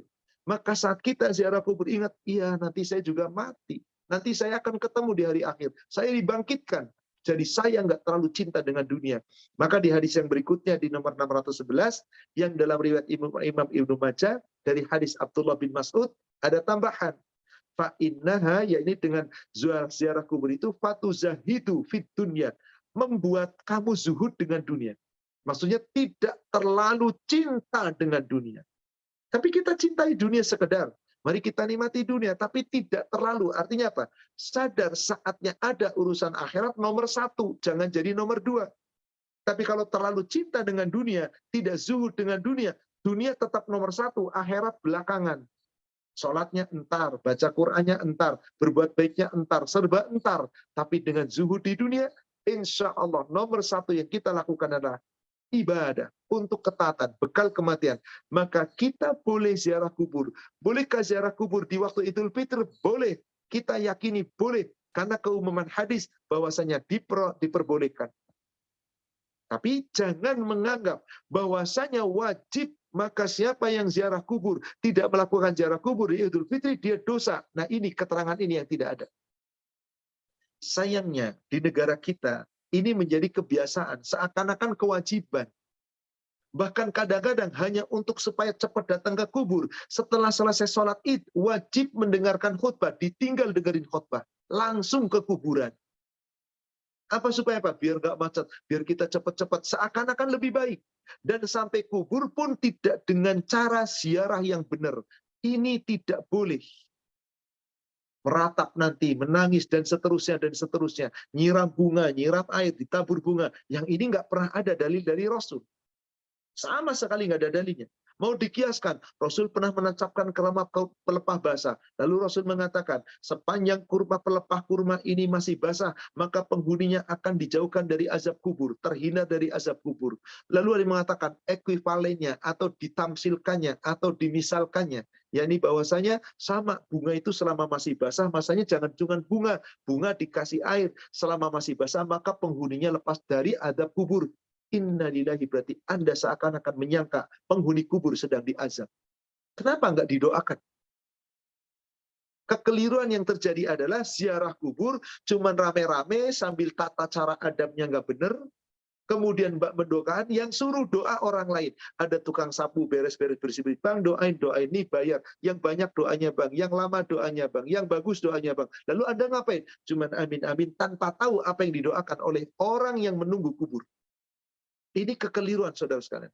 Siapakah yang wajib mendoakan kubur? Yang ziarah kubur. Maka Rasul mengajarkan kepada kita, doa ziarah kubur itu isinya mengingatkan kita, nanti juga kita mati. Kita juga nyusul. Coba dibuka hadisnya. Hadis Bulughul Maram nomor 620. Ini adab ziarah kubur. Tidak sekedar yang penting secara ziarah, ada adabnya. Silakan Ibu baca. Dari Sulaiman bin Buraidah dari bapaknya radhiyallahu anhu. Dia berkata, Rasulullah SAW mengajarkan kepada mereka, para sahabat, apabila keluar mendatangi kuburan agar mengucapkan, semoga keselamatan dilimpahkan kepadamu, wahai penghuni kubur dari kalangan kaum mukminin serta muslimin, dan kami insya Allah akan menyusul kalian. Saya memohon kepada Allah keselamatan untuk kami dan kamu sekalian. Doa yang begitu indah, tapi hampir betapa banyak umat Islam nggak hafal doa ini. Mungkin 90% lebih orang yang pada ziarah kubur. Nggak ada adabnya. Begitu saja. Adab masuk ke kubur adalah, begitu sampai ke kawasan kuburan, nggak boleh pakai sepatu. Lepas. Sendalnya ditenteng, kasih plastik. Itu situ adabnya. Bukan berdandan dengan rapi, dengan indah. Bagaimana mungkin ingat mati dandannya begitu menor? Ini kesalahan. Dan nggak perlu ziarah kubur jauh-jauh. Sudah yang paling dekat meskipun bukan orang tua kita. Meskipun bukan hadetolan kita. Kenapa? Tujuan utamanya mengingat kematian dan mendoakan orang yang ada. Kalau toh orang tua kita kuburannya jauh, nggak perlu dikejar jauh-jauh. Cukup di rumah kita, ziarah tiap malam. Tiap hari, tiap selesai sholat, tiap ibadah, doakan orang tua. Anda sedang mengunjungi orang tua dengan doa. Itu ziarah yang lebih makbul. Dan ingat, adabnya. Begitu masuk kawasan, parkir di sana mobil biasanya, baru akan berjalan, maka di saat Anda baru parkir, kemudian di situ lihat kawasan kuburan, berhenti sejenak. Hadapkan ke kubur-kubur. Ucapkan ini. Assalamualaikum ya ahlad diyar, daru qaumul mu'minin wal muslimat, qaumul mu'minin wal muslimin. Ucapkan ini. Selamat sejahtera tercurah atasmu wahai para penghuni kubur, dari kalangan orang-orang mukmin, dari kalangan orang-orang muslim. Wa inna insyaallahu ta'ala bikum lahikun. Kami insya Allah Ta'ala akan menyusul kamu. Sekarang kamu dikubur, wahai saudaraku. Nanti kamu juga nyusul kamu seperti itu. Lahikun. As'alukallah. As'alullahu lana walakum afiyah. Kami meminta kepada Allah untukmu dan untuk kami keselamatan.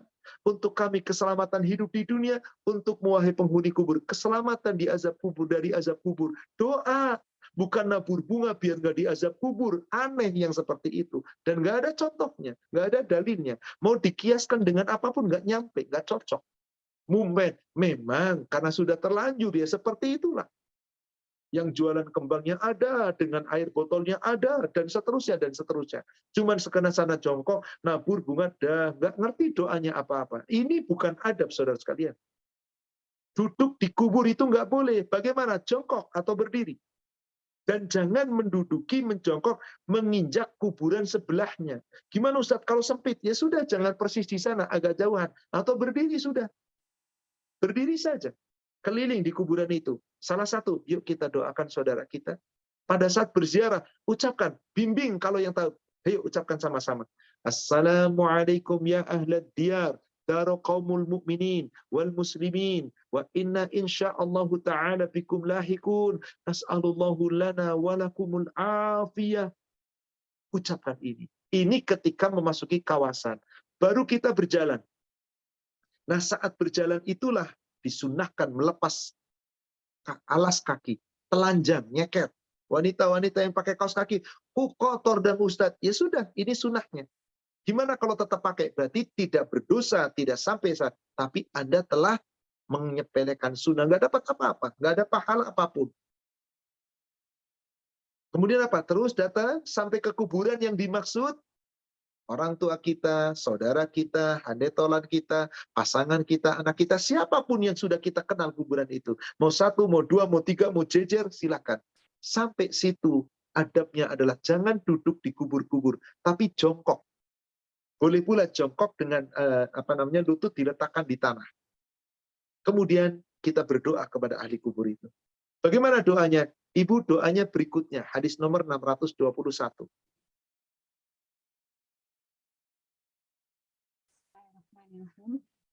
Dari Ibnu Abbas radhiyallahu anhu, dia berkata, Rasulullah SAW pernah melewati kuburan Madinah.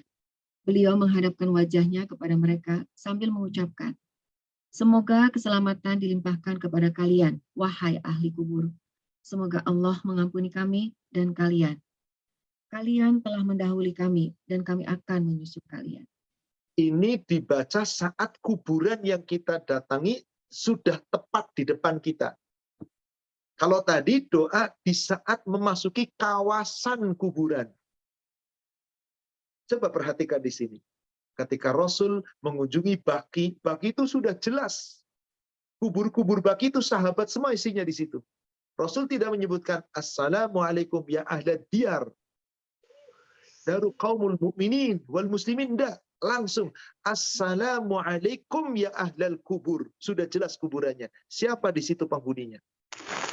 Gak ada kata-kata minal mu'minin, gak ada kata-kata minal muslimin. Langsung to the point kubur. Itu orang tua kita, saudara kita, siapapun. Assalamualaikum ya ahlal kubur. Yaghfirullahu lana walakum. Kami memohon ampunan untukmu ya Allah. Wahai penghuni kubur, ampuni dia. Wahai Allah, ampuni penghuni kubur ini. Dan ampuni pula kami ya Allah. Antum salafuna wa nahnu bil asar. Engkau wahai penghuni kubur telah mendahului kami. Kami pun nanti akan menyusulmu. Lalu doakan, lebih baik mendoakan seperti doa salat jenazah. Allahumma firlahu warhamhu wa'afihi wa'fu anhu. Kalau laki-laki.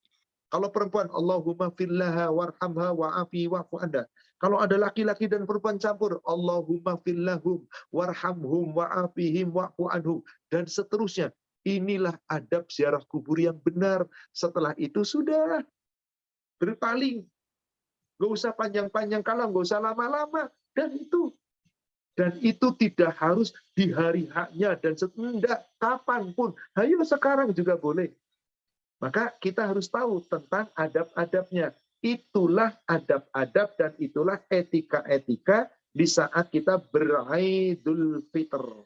Insya Allah mudah-mudahan adab berhari raya ini sekarang sudah sampai terlanjur. Tapi insya Allah masih bisa kita petik hikmahnya. Mudah-mudahan suatu saat nanti kita dipertemukan lagi dengan Idul Fitri atau ziarah kubur. Nggak harus nunggu Idul Fitri. Silaturahim, nggak harus menunggu Idul Fitri. Kemudian saling mendoakan, pun nggak harus menunggu Idul Fitri. Saling memberi hadiah, nggak juga harus menunggu Idul Fitri. Tapi memang momen Idul Fitri itu spesial. Karena itu hari raya, maka lebih digiatkan lagi. Di luar itu kita tetap jaga. Insya Allah, barokah. Wallahu a'lam. Demikian. Mohon maaf Ibu kajian Solehah Jakarta dan Singapura agak panjang kajiannya karena saya ingin semuanya agar lebih jelas, mungkin lebih jelas sehingga mudah-mudahan pertanyaannya pun sudah tidak banyak lagi. Karena sudah cukup jelas diuraikan. Mudah-mudahan. Tapi jika mau tetap ada yang bertanya, monggo silakan. Kami kembalikan kepada Ibu Admin. Silakan Ibu. Masya Allah. Jazakallah khair Ustaz. Indahnya silaturahim. Kita langsung menuju sesi tanya jawab. Silahkan Ukti Dini untuk mengambil alih sesi ini. Syukron. Syukron Ibu Fitri. Masya Allah. luar biasa indahnya kajian kita hari ini, Ustadz. Berikut ada pertanyaan yang masuk. Saya mulai. Bismillahirrahmanirrahim. Mengenai tuntunan takbir. Ada berapa tuntunan takbir, Ustadz? Kalau kita merujuk kepada Idul Fitr, tuntunan takbir yang sahih diucapkan ketika keluar dari rumah setelah sholat subuh, ketika menuju tanah lapang untuk sholat Aid, atau menuju ke masjid ke tempat sholat untuk sholat Aid. Bagaimana caranya? Begitu selesai sholat subuh, ada yang baru mau mandi, silakan. Mandinya tadi sebelum subuh, silakan. Adabnya adalah disunahkan makan lebih dulu. Meskipun hanya sekedar minum, makan korma, kue, dan yang lainnya. Sunahnya makan kurma beberapa biji. Lalu berjalan. Nah, sepanjang keluar rumah sampai ke perjalanan, sampai sholat Id, sepanjang masih ada di sholat Id, sebelum sholat Id mau dilaksanakan, maka disunahkan bertakbir. Litukabirullah ala ma hadakum wala'allakum tashkurun. Sebagaimana firman Allah Al-Baqarah 185. Setelah selesai ibadahmu, sunat ibadah puasamu, maka baca. Apa sih takbir yang diucapkan? Lafaz yang sahih dari Nabi SAW yang biasa dikumandangkan para sahabat adalah Allahu Akbar, Allahu Akbar, La ilaha illallah, Allahu Akbar, Allahu Akbar, walillahil hamd. Hanya ini. Hanya ini. Jika ibu Idul Fitri di Mekah, maka lafaz takbirnya 2 kali. Tapi ada pula yang melafaz takbirkan 3 kali. Allahu Akbar, Allahu Akbar, Allahu Akbar, La ilaha illallah, Allahu Akbar, Allahu Akbar, walillahil hamd. Silakan. Kalau mau digabung, maka lafaznya menjadi berubah. Allahu Akbar, Allahu Akbar. Kalau 3 kali, Allahu Akbar, Allahu Akbar, Allahu Akbar. Ini secara ilmu tajwid, cara baca yang sahih begitu. Jangan Allahu Akbar, Allahu Akbar, Allahu Akbar. Kurang tepat, tajwidnya kurang benar. Allahu Akbar, Allahu Akbar, Allahu Akbar. Atau kalau mau berhenti, Allahu Akbar, Allahu Akbar. Mau 2 kali, mau 3 kali, silakan. Yang rajih 2 kali. Bagaimana Ustaz kalau ada tambahan lafaz takbir yang lain? Allahu Akbar kabira, walhamdulillahi katsira. Itu pun bagian daripada pujian kepada Allah, silahkan halal. Tapi kalau mau merujuk kepada dalil yang tepat, cukup tidak dengan tambahan yang lain. Tapi kita kadang-kadang mengikuti pemimpin yang bertakbir, Bilal. Ya silakan ikutin, tidak apa-apa. Sepanjang kita yakin yang ini bukan contoh dari Rasul. Tapi yang namanya orang bertakbir mengagungkan Allah, lafaznya bisa bermacam-macam. Ini Idul Fitri. Berbeda nanti kalau Idul Adha. Kalau Idul Fitri tadi keluar dari rumah, sampai ke tanah lapang, terus bertakbir, sampai kemudian imam sudah memulai sholat, stop takbir. Nggak ada lagi setelah itu. Tapi kalau Idul Adha, disunahkannya sejak hari Arafah. Sunnahnya sejak hari Arafah.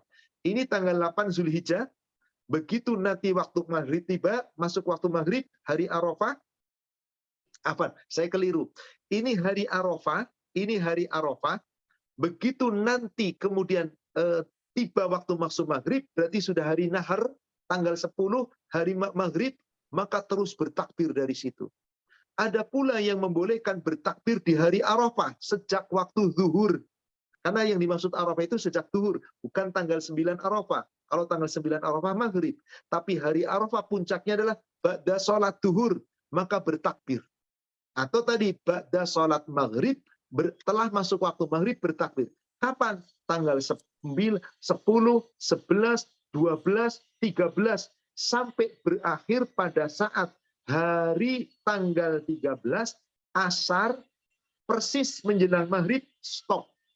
Jadi, kalau Idul Fitri cuma sejak selesai sholat subuh, Anda keluar dari rumah sampai ke tanah lapang, setelah ditinggikan sholat, maka stop. Kalau Idul Adha, boleh sejak waktunya wukuf, yaitu pada duhur, atau setelah masuk waktu maghrib, berarti telah masuk tanggal 10 Zulhijjah, 10, 11, 12, 13. 4 hari terus menerus, setiap selesai sholat minimal kita takbir. 3 kali, 5 kali, dengan bilangan ganjil. Meskipun sholatnya sendiri. Begitu sudah tanggal 13, sholat asar, pada sholat asar masih dikumandangkan, sampai menjelang maghrib, begitu waktu maghrib, berarti sudah tanggal 14. Stop takbir. Demikian adabnya. Wallahu a'lam. Syukran Ustadz. Berikutnya ada pertanyaan yang masuk dari Ibu Susi Dewi. Ustadz, jika pada saat ziarah kubur dan tempatnya agak jauh dari tempat parkir, apakah tetap membuka sepatu atau sendal yang dikenakan? Membuka sepatu atau sendal itu bukan dari tempat parkir, bukan. Tempat parkir kan jalan, masih ada jalanan. Begitu jalanan besar, kemudian kan terpisah, ini ada blok sini, ada blok sini. Begitu masuk blok kuburan itu, di situ sudah kubur-kubur, maka disitulah dilepas alas kaki. Sunnahnya demikian, Rasul perintahkan demikian.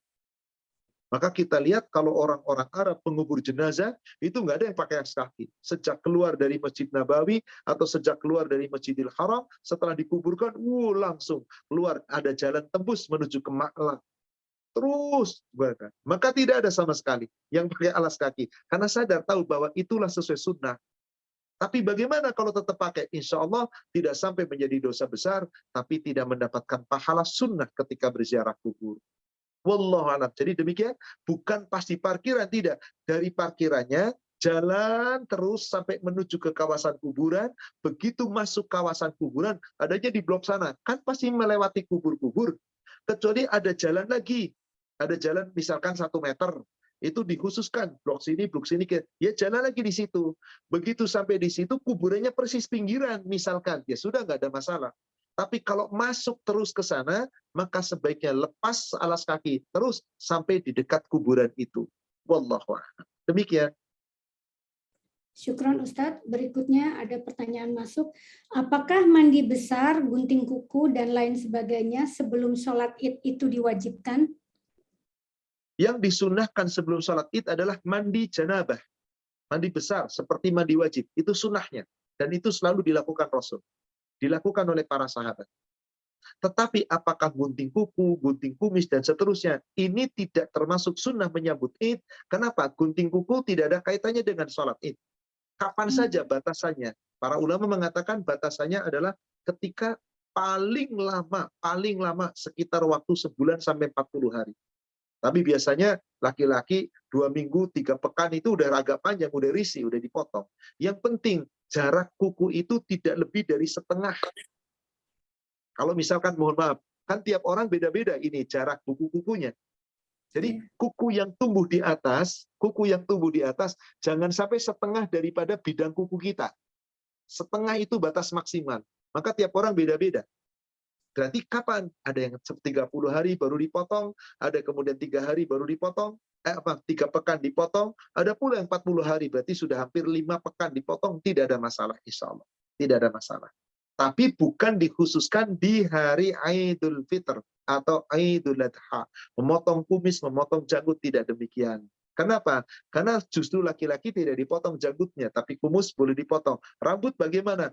Tidak dipotong hari Idul Fitri, nggak apa-apa. Yang penting tidak sampai panjangnya rambut laki-laki melebihi di bawah sampai ke bahu. Pernah Rasulullah sampai ke bahu, tapi kalau lebih di bawah bahu, maka sunnahnya laki-laki tidak demikian. Yang namanya laki-laki itu jangan menyerupai wanita. Yang paling baik laki-laki itu adalah potongnya adalah pendek. Demikian, wallahu a'lam. Tapi itu bukan bagian daripada sunnahnya Id. Cuman orang biasanya kan pengen rapi, pakaiannya bagus, rapi, ya rambutnya dicukuri, nggak ada masalah. Tapi itu bukan bagian dari sunnah. Tapi kalau mandi, itu bagian dari sunnah. Pakai wangi-wangian, laki-laki khususnya, itu bagian dari sunnah. Wallahu a'lam. Demikian. Syukron Ustadz. Berikutnya, untuk berangkat ke masjid pada saat sholat Id, ada kebiasaan pergi dan pulang dengan arah yang berbeda. Apakah itu ada dalilnya, Ustadz? Betul. Disunahkan ketika sholat Id, apabila berangkat dari jalur yang satu, pulangnya dari jalur yang lain. Itulah sunnah Rasulullah SAW. Dan benar seperti itu. Demikian pula sholat Id, demikian pula sholat Idul Adha, demikian pula sholat Jumat, demikian pula sholat 5 waktu laki-laki. Kalau memang ada jalur yang berbeda. Apa sih tujuannya Rasul? Pertama, melalui jalur ini Anda akan ketemu dengan orang yang di sini. Melalui jalur yang pulang di sini, Anda ketemu di sini. Saling mendoakan satu sama lain. Tapi Ustaz, jalurnya cuma satu. Ya sudah, bagaimana lagi? Kalau jalurnya cuma satu. Jadi disunahkan. Kalau memang memungkinkan, Anda keluarnya dari tempat yang satu, kemudian dari jalan yang satu, pulangnya melalui jalur yang lain. Itu bagian daripada sunnah. Betul demikian. Wallahu a'lam.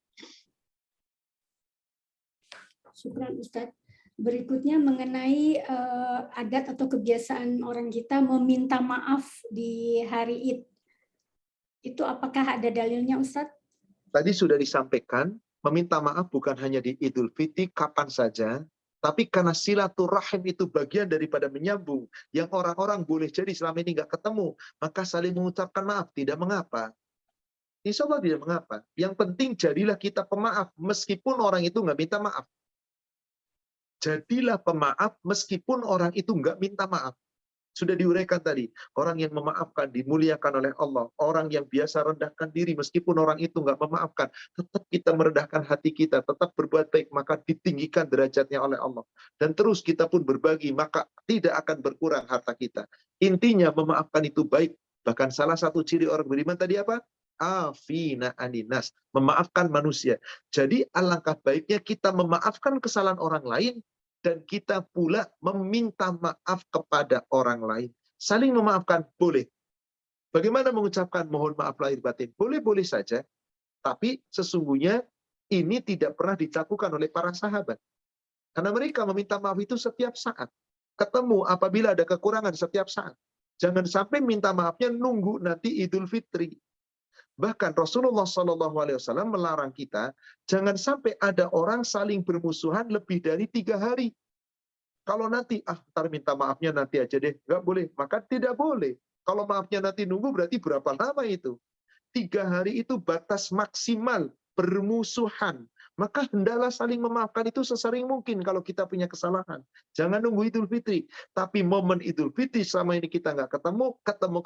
Mohon maaf lahir batin, nggak ada masalah. Kan ucapan. Yang penting antara ucapan itu selaras dengan hati. Anda betul-betul meminta maaf dengan ikhlas, dan Anda pun memaafkan dengan ikhlas. Jangan lip service.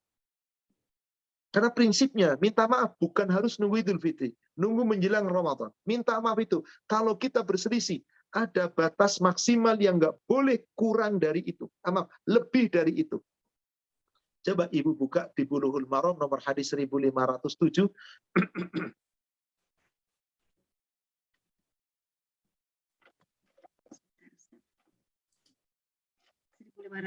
Ustaz.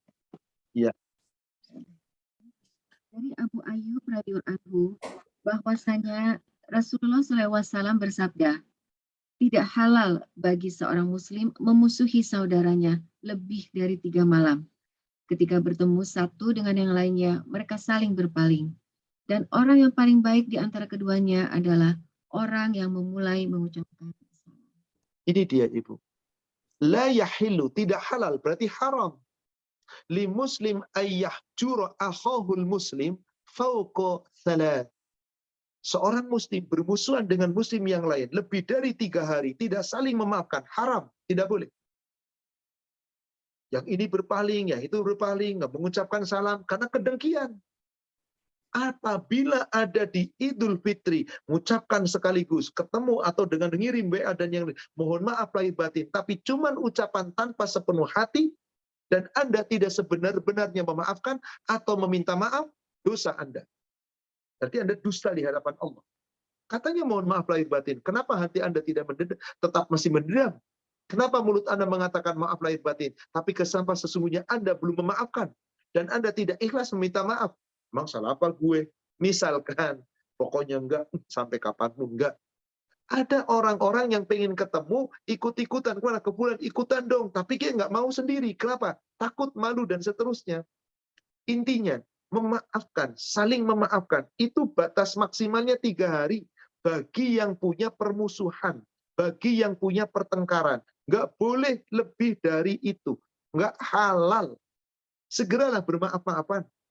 Tapi kadung memang udah lama nggak ketemu, atau biasa ketemu juga, pas Idul Fitri kita juga mohon maaf lahir batinnya, tidak mengapa, sepanjang tidak meyakini bahwa ini bagian dari sunnah. Yang sunnah itu tadi doa, taqabbalallahu minna wa minkum. Allah mengatakan kullu am wa antum bi khair, ja'alana, dan seterusnya, nggak apa-apa, itu bagian daripada doa. Tapi cukup dengan kalimat taqabbalallahu minna wa minkum, maka insya Allah ini sudah cukup. Ingat Ibu, apabila ada seorang muslim dengan muslim bermusuhan lebih dari 3 hari tidak memaafkan, amal ibadahnya di Senin dan Kamis tidak diangkat, plus Allah tidak memberi ampunan kepada mereka sebelum mereka saling memaafkan. Berhati-hatilah. Itu disebutkan di kitab Sahih Muslim, nomor hadis 2195, 2196. Di 2 hadis itu diceritakan bahwasanya Allah Tabaraka wa Ta'ala memerintahkan para malaikat mengangkat amal-amal ibadah kita anak Adam di setiap pekan 2 kali. Sejumat 2 kali. Di hari Senin dan di hari Khamis. Maka itulah Rasulullah senantiasa senam kemis puasa. Senin, Kamis, Senin, Kamis. Kenapa? Karena itu batas 3 hari. Maka dikatakan, ketika malaikat mau mengangkat angkatnya, kemudian malaikat mau memberikan catatan ampunan kepada orang ini. Kata Allah, tunggulah 2 orang ini. Dia sedang bermusuhan. Jangan kamu ampuni, jangan kamu catat ampunan untuknya. Aku tidak ampuni dia. Sebelum dia saling memaafkan. Monggo, nanti periksa. Sahih Muslim 2195, 196. Makanya Rasul mengatakan, jangan bermusuhan kecuali kurang dari 3 hari. Lebih dari 3 hari, enggak halal. Tapi mari, siapa yang paling baik? Yang pertama-tama menegur, mengucapkan salam, memaafkan. Itu yang lebih dicintai Allah. Demikian, wallahu a'lam. Syukron Ustadz. Berikutnya, bolehkah wanita haid duduk di syaf sholat? Tidak boleh. Wanita haid itu diperintahkan berjauh-jauh dari tempat sholat. Kenapa? Karena wanita haid tidak halal untuk datang ke tempat sholat. Tapi berjauh-jauh. Maksudnya berjauh itu jangan pas di safnya. Mundur paling belakang. Jangan di safnya. Karena biarlah orang-orang yang tidak haid berada di sana. Demikian. Pada hakikatnya wanita haid tidak boleh untuk memasuki masjid. Rasul telah mengatakan, aku tidak halalkan masjid untuk wanita-wanita yang haid. Demikian. Wallahu a'lam. Syukron Ustadz. Berikutnya ada pertanyaan masuk dari Ibu Julia.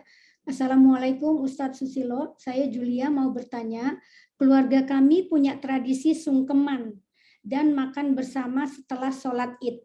Kadang persiapannya membuat sibuk sehingga ada yang memilih tidak sholat Id karena mempersiapkan tradisi keluarga ini. Menurut Ustadz sebaiknya bagaimana? Terima kasih dari Ibu Julia. Inilah dia, kadang-kadang orang suka mendahulukan sesuatu yang tidak wajib. Mendahulukan sesuatu yang tidak penting sampai meninggalkan yang lebih penting. Kenapa ini terjadi? Maaf, boleh jadi karena kurangnya ilmu. Boleh jadi karena kurangnya ilmu. Sehingga memilih seperti ini. Makan bersama di bulan Ramadan halal, bagus. Silakan. Makan-makan bareng, dipersiapkan. Tapi cobalah, jangan sampai itu kemudian meninggalkan yang wajib, lalu yang tidak wajib, silaturahimnya wajib, tapi makan-makannya nggak wajib. Dalam arti kata makan-makan yang mewah. Maka kenapa nggak dipersiapkan 2 hari sebelumnya? Atau dengan cara yang lain bisa. Insya Allah bisa. Tapi kalau sampai demikian, sampai dia mengorbankan tidak datang ke masjid, akibat apa? Akibat dia harus mengurus makanan dan seterusnya. Wallahu a'lam, tentu nanti akan dipertanggungjawabkan di hadapan Allah. Orang-orang yang seperti itu pasti akan dipertanggungjawabkan di hadapan Allah. Kemudian, sungkeman. Nah, tradisi sungkeman di dalam Islam nggak ada sungkeman, saudara kalian. Dan tidak boleh sungkeman dalam rangka sungkem yang kedudukannya pada saat itu lebih rendah seperti gerakan sujud. Atau gerakan ruku. Ruku dan sujud hanya kepada Allah. Bagaimana cara sungkeman yang syar'i? Jangan seperti sungkeman adat Jawa, mohon maaf. Jangan.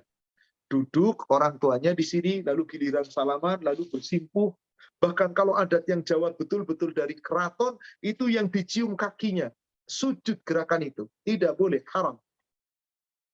Rasulullah SAW ketika ada sahabat menghormati, lalu dengan nunduk, Rasul katakan, jangan biasakan kamu seperti ahli kitab, yang menghormati para uskupnya, para rahibnya, seakan-akan gerakannya sampai lebih. Kalau tahu boleh penghormatan, tundukkan dengan kuat. Atau dengan isyarat tangan. Atau dengan letakkan tangan di dada.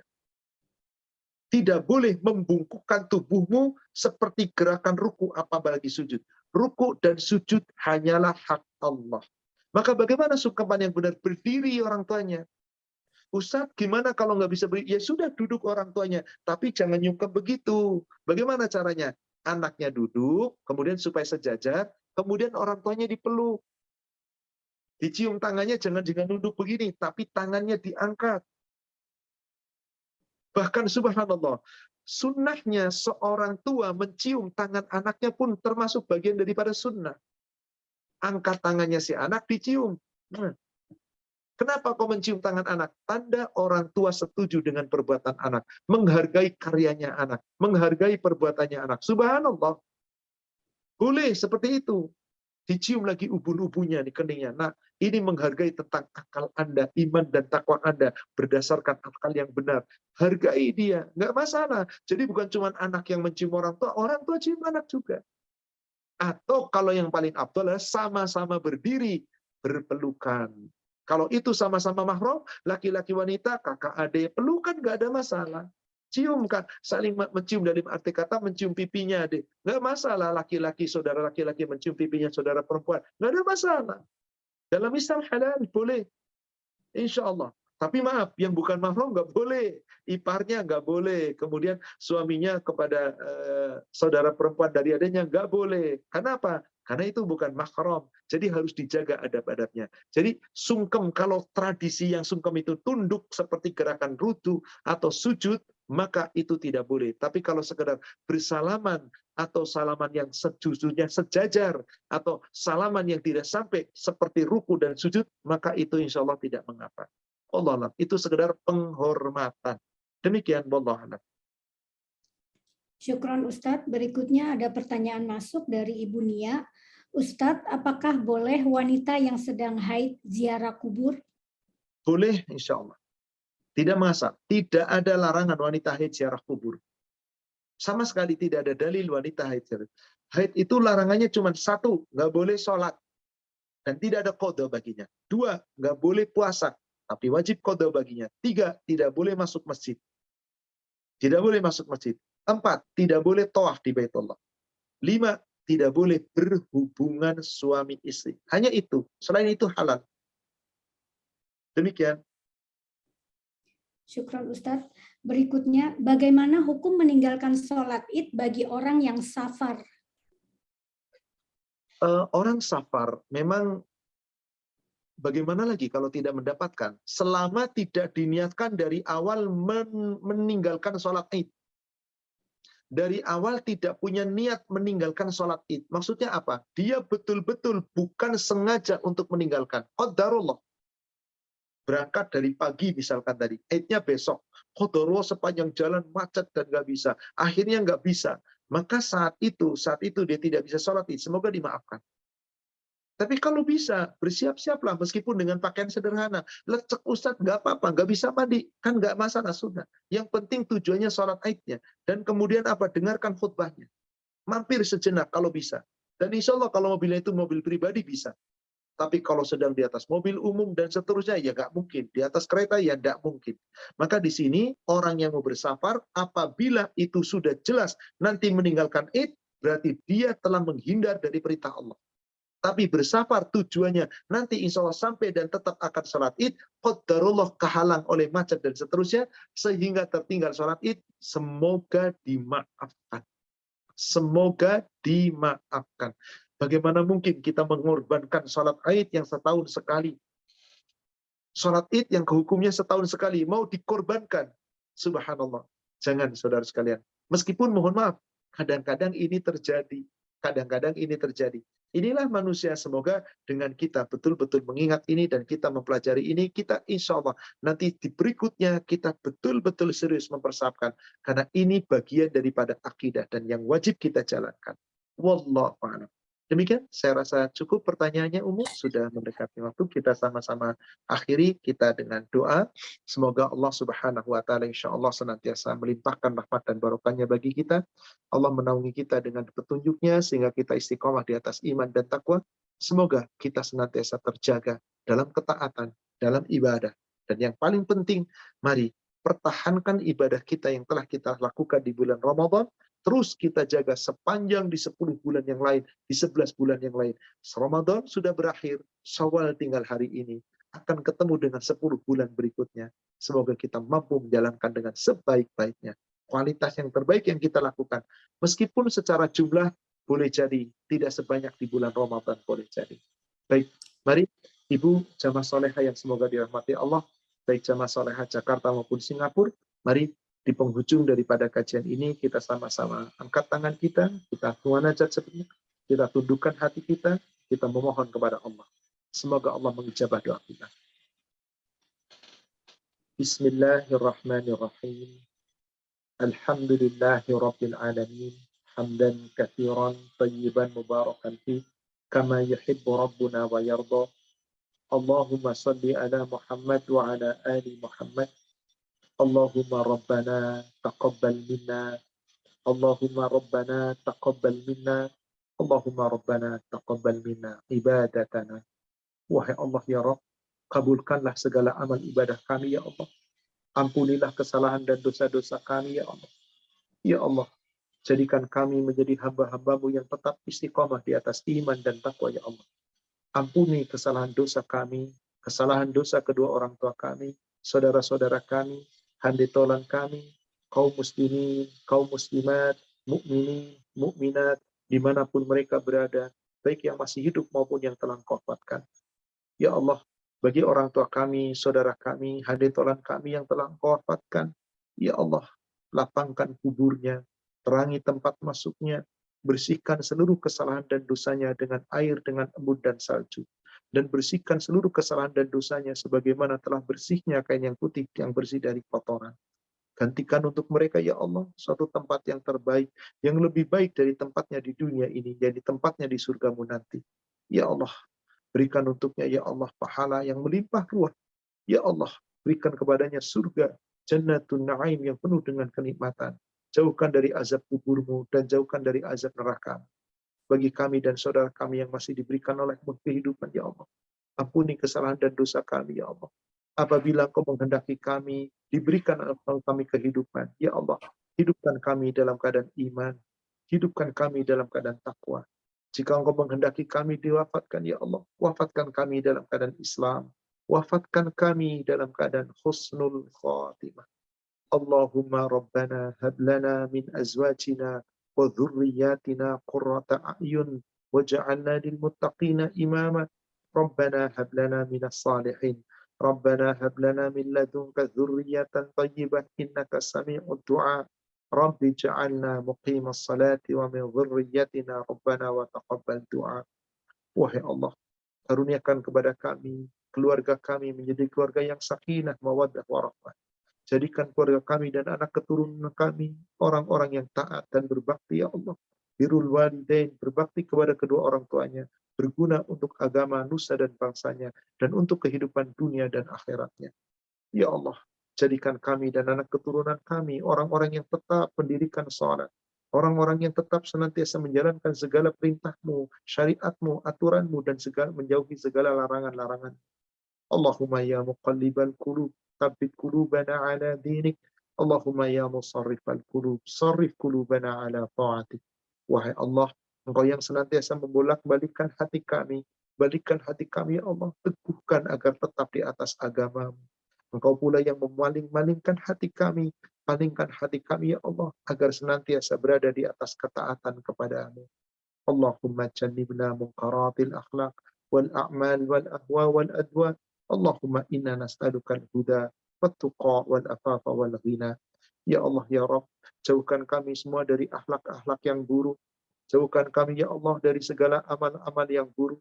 Jauhkan pula kami ya Allah dari hawa nafsu yang buruk. Dan jauhkan kami dari segala bentuk penyakit yang buruk. Karuniakan kepada kami ketakwaan. Karuniakan kepada kami kekayaan. Karuniakan kepada kami petunjuk. Dan karuniakan kepada kami ya Allah keselamatan di dalam kehidupan dunia.